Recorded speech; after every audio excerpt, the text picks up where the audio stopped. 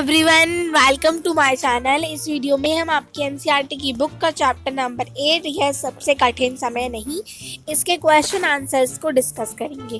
तो इसका question number 1 है, यह कठिन समय नहीं है, यह बताने के लिए कविता में कौन कौन से तर्क प्रस्तुत किए गए हैं स्पष्ट कीजिए। यानी कि कौन कौन से तर्क इसमें प्रस्तुत किए गए हैं हमारी कविता में, उसको हमें बताना है। तो आंसर है, यह कठिन समय नहीं है, यह बताने के लिए कवि ने निम्नलिखित तर्क दिए हैं। तो इसका पहला तर्क है, अभी भी चिड़िया चोंच में तिनका दबाए उड़ने को तैयार है क्योंकि वह नीड़ का निर्माण करना चाहती है। ठीक है। और इसका दूसरा तर्क था उनका, एक हाथ झड़ती हुई पत्ती को सहारा देने के लिए बैठा है। यानी कि एक हाथ जो है वो झड़ती हुई पत्ती को सहारा देने के लिए बैठा है।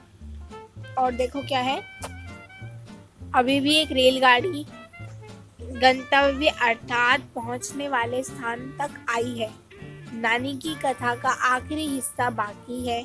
ये सारे तर्क है जो उन्होंने अपनी कविता में दिए हैं लेखक ने। अभी भी एक बस अंतरिक्ष के पार की दुनिया से बचे हुए लोगों को की खबर लाई। यानी कि अभी भी एक बस अंतरिक्ष के पार की दुनिया से बचे हुए लोगों की जो है वो खबर लेकर आई है।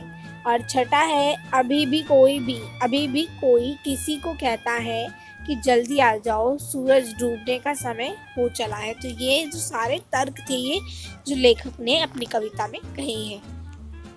और देखो क्वेश्चन नंबर 2, तो ये है आपका क्वेश्चन नंबर 2, चिड़िया चोंच में तिनका दबाकर उड़ने की तैयारी में क्यों है, वह तिनके का क्या करती होगी, लिखिए। तो ये हमें ये बताना है कि चिड़िया तिनका लेकर उड़ना क्यों चाह रही है जल्दी से, और वो तिनके का क्या करती होगी। तो इसका आंसर है, चिड़िया अपनी चोंच में तिनका दबाकर उड़ने की तैयारी में है क्योंकि सूरज डूबने का समय हो चुका है।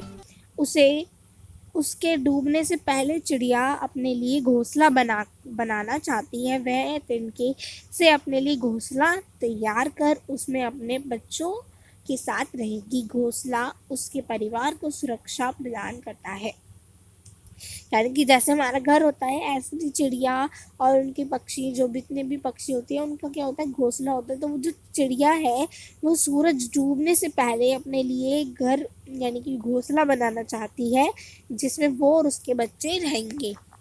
अब देखो क्वेश्चन नंबर 3, कविता में कई बार अभी भी का प्रयोग करके बातें रखी गई हैं। अभी भी का प्रयोग करते हुए 3 वाक्य बनाइए और देखिए उसमें लगातार, निरंतर, बिना रुके चलने वाले किसी कार्य का भाव निकल कर आ रहा है या नहीं। ठीक है।